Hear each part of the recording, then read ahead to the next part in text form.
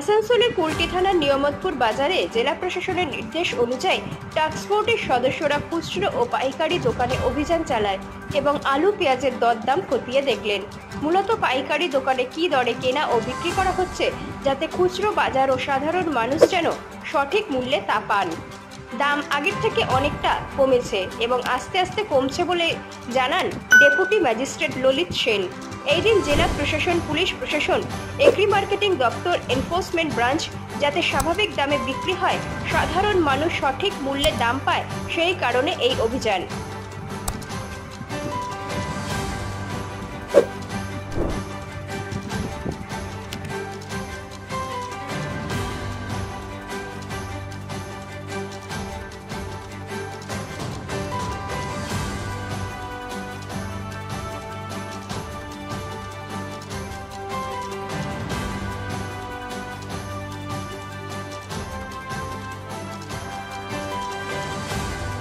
নিয়ামতপুর মার্কেটে ভিজিট করছি।